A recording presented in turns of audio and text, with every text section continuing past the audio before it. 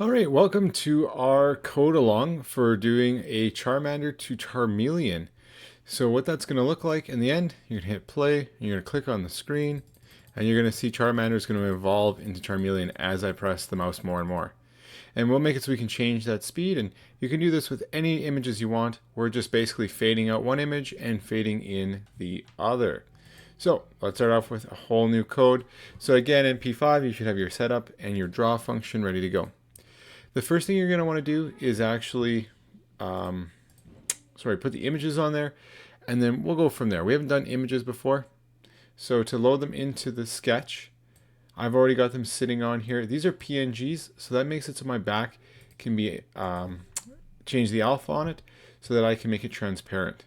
So I'm going to click here, and now you can actually see that we have the index HTML file. We've done lots of that already, and also our style sheet.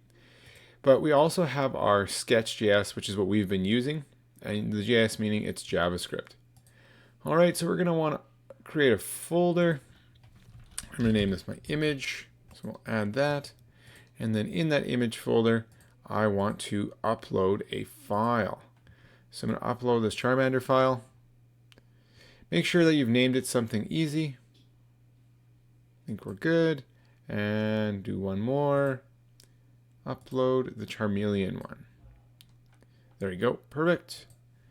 All right, so now they should both be sitting there. Now you can't see anything yet. You can just see the name. Now to actually load this, we need to go back to our sketch.js, and we need to do a couple things.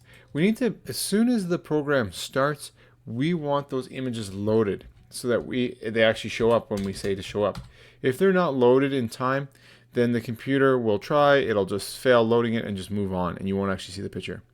So to make that happen, we have to create a new function we haven't used yet, which is the function preload. Not loaf, load. Okay. Now in this function is where we're going to actually load our images. This is the very first thing that will happen when this program runs.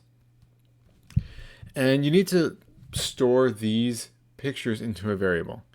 So I'm going to name the first one Mander, so that's my Charmander picture. And we're going to do load image. And then they do have to be in quotation marks. And now we just need to write out whatever you named your picture. So mine's called charmander.png. And then I'm going to end that. Now we'll just do one to start, make sure that works. Now we did just make up this variable, so we need to initialize it. So I'm just going to let Mander. So now we have a picture, and okay, now we want this to show up on the canvas. So what I'm going to do is, now that I've loaded up, I'm going to go to my draw function, draw, and I am going to put in the image. So image, and then whatever the variable name is. So in my case, Mander. And now the X and Y coordinates. So I don't know, let's go 100 by 100. That'll maybe kind of put it in the middle if this is a 400 by 400. And then now we have to do the width and the height. Let's do 250 by 250. You could just put one number and it should just keep the ratio size of that picture. So let's just hit play and see what we see. So you can see it's loading. Looks like there was a problem loading your image. Try checking the path. Now, I actually know what's wrong. This is not the correct path because we put it inside a folder, so it should be image/charmander.png. That is the problem with putting them in images, or sorry, folders, but it keeps it a little bit more organized. Okay, there we go. Right away it starts. Okay, we're good. So now that we've got one, let's do the second image. So we have to preload as well. So we'll call this Melion. I guess I should initialize that right away. So I'm just going to let Melion. Okay, I have to do the same thing. Just load my image. And again, this one's in the folder. So we're going to have image and then /Charmeleon. And it is a PNG as well. Okay. Now again, that's not going to do anything. Now the program just has it loaded up. So when we call it, it will be there. Okay, so then into my draw function.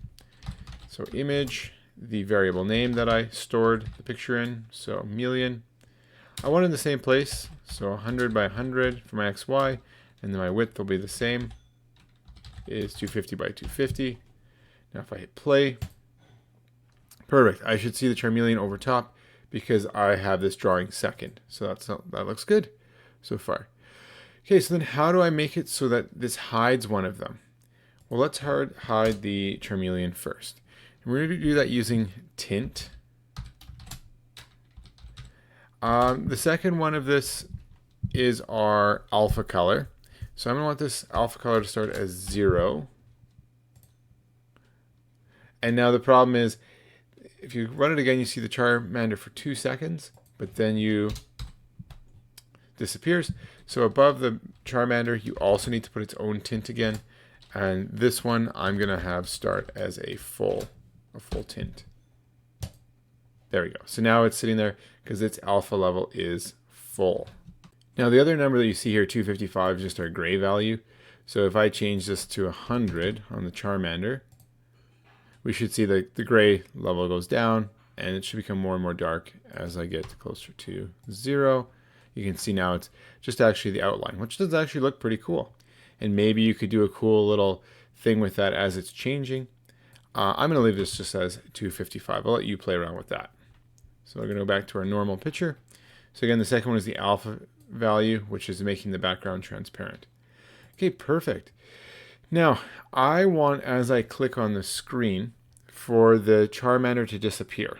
So to do that, I need to make it so this alpha level is going to change. So that means I need to put a variable there instead of it. It can't just be a static number, which means I need to initialize it at the start. So we're going to let alpha. Now I want it to be fully there when I start, so I'm going to start at 255. Now if I've done this correctly, the Charmander should still be there and nothing should be changed. Perfect. But when I go to change this to like 100, you should see that he gets a little more. Yeah, there we go. Transparency is going down. Perfect.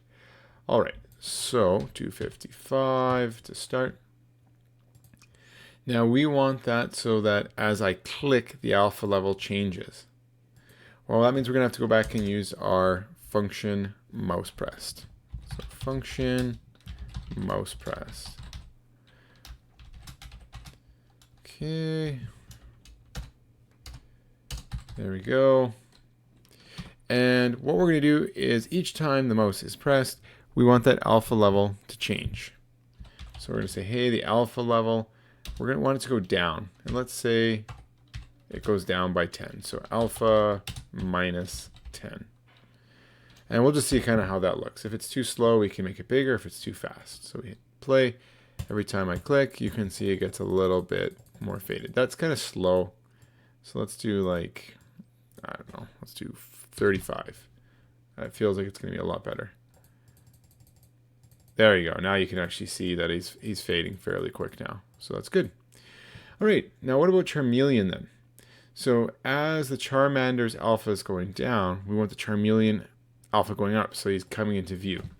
So we're going to have to make a new alpha for that, another variable, because they're not going to be the same number. And I'll just call it alpha C. And we do have to put a initialize of that. So let alpha C equal. Now we don't want to be able to see Charmeleon at the start, so we're going to put it as 0. So if I hit play, nothing should happen so far. Perfect. Now, the same thing. As I press the mouse key, I want that alpha C to go up so I can see the Charmeleon more.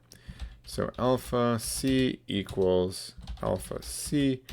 And we'll just do the same number. We want it to get bigger, but by 35. All right, so that looks like it should work. Let's try it out.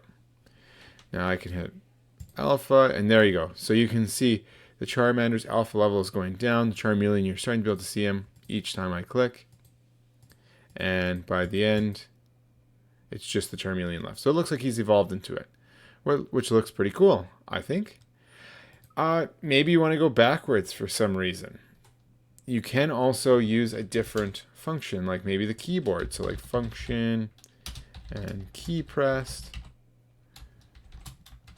This will just be really quick. And we'll just make it so that it can go back actually to Charmander. So that means we're just going to do the exact opposite of what we have here. So every time I hit the key, I want the alpha level to go back up. So we're going to say alpha plus 35. And when I press the key, I want the Charmeleon to fade away. So this time, we're going to go minus 35. Let's see what that looks like. Okay, so here, pressing the mouse, and then you can just kind of barely see Charmander. So now I'm going to hit a key, and it starts to go back to Charmander. And you can see back and forth, it's kind of fighting back and forth. So that looks good. And so now you know how to put our images. Again, make sure that you do preload them first. That's really important. And they do have to be stored in a variable.